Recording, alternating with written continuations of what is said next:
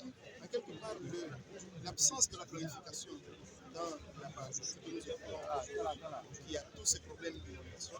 Et je pense qu'aujourd'hui, ils sont anticipés le problème.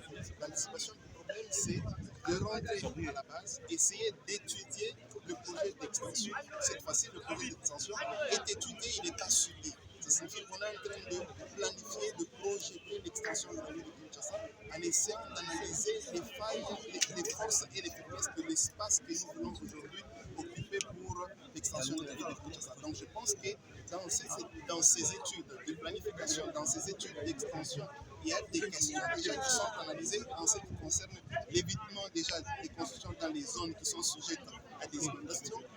La question de garantir l'espace pour les ouvrages d'assainissement, parce qu'il n'y a pas seulement les inondations liées à la remontée des cours d'eau, il y a aussi les inondations qui sont dues à l'absence des ouvrages d'assainissement. Et je pense que dans ce projet, tous ces éléments sont inclus, tous ces éléments sont projetés de telle sorte que les mots que nous connaissons aujourd'hui dans la partie de Kinshasa, que nous connaissons tous, principalement la partie centre, ne puissent plus se répéter dans la partie est que nous sommes en train de projeter vers l'espace commun. Merci beaucoup. Concernant l'extension de ville de Kinshasa, je tiens premièrement à remercier les organisateurs qui ont aussi organisé toute l'activité.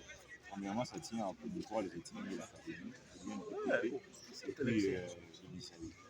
Si on est congolais, on a des projets et tout. Par rapport à ces projets, ça nous permet de promouvoir nos projets, ce qu'on compte réaliser.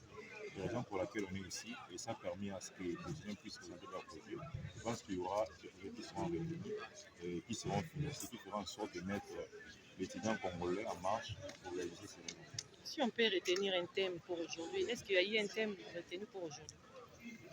Le thème, ça a été l'extension de ville de Kinshasa. Le sous-thème, on a eu plusieurs sous-thèmes concernant l'urbanisation, l'éducation et tout, et ce qui permet à ce qu'on puisse se donner visibilité par rapport à nos projets.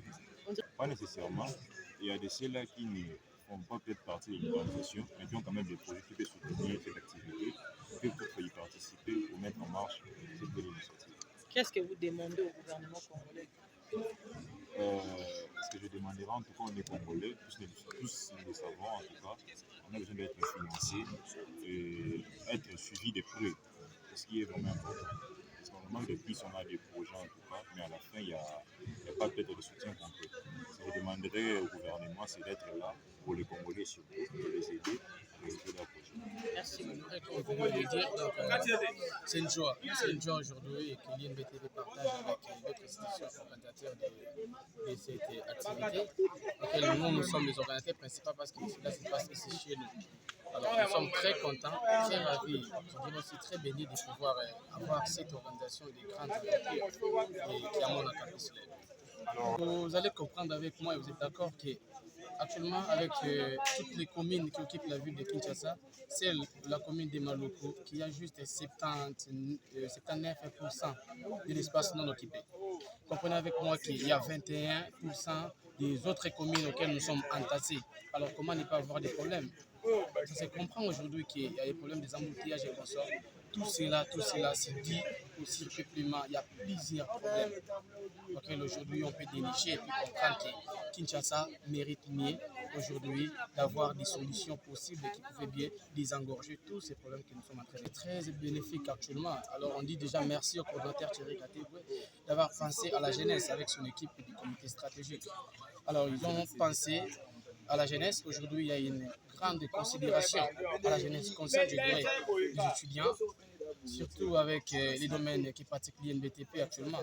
Il y a les géomètres topographes, il y a les ingénieurs en bâtiment et travaux publics, les ingénieurs urbanistes hydrauliques, les ingénieurs géomètres topographes, je venais de le dire, les ingénieurs génie rural. Aujourd'hui, on comprend la valeur que la jeunesse peut. Je suis ravie de voir que les problèmes sont vraiment. Aujourd'hui, il y a une équipe, un comité d'organisation qui est venu échanger avec les étudiants de différentes institutions, bien sûr, de construction et urbanisme sur l'extension de la ville de Kinshasa. on a vu que suite à l'exode, surtout avec la guerre de l'Est, tout le monde vient vers Kinshasa. Et même à part l'Est, même au Kassai, tout ça, les gens sont tentés de venir vers Kinshasa. Et là, on a ce que la ville soit vraiment bourrée de gens. Et alors, ils ont trouvé qu'ils peuvent décongestionner la ville en faisant une extension de la ville vers je pense que ça serait une solution au cas où ils respectent les normes, puisque la construction a ses normes. S'il y a des inondations actuellement dans la ville de Kinshasa, c'est parce que les gens ne suivent pas des normes. Ils construisent n'importe où et quand les constructeurs ne leur aident pas à construire comme il faut.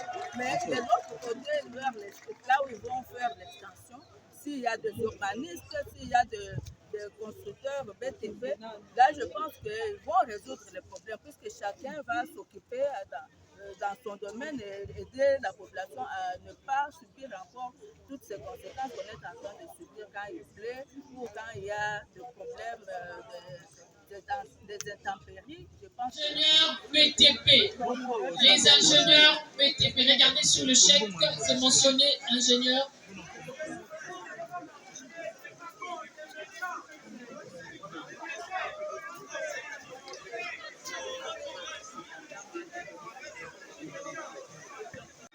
Le prix, vous pouvez reprendre le place s'il vous plaît.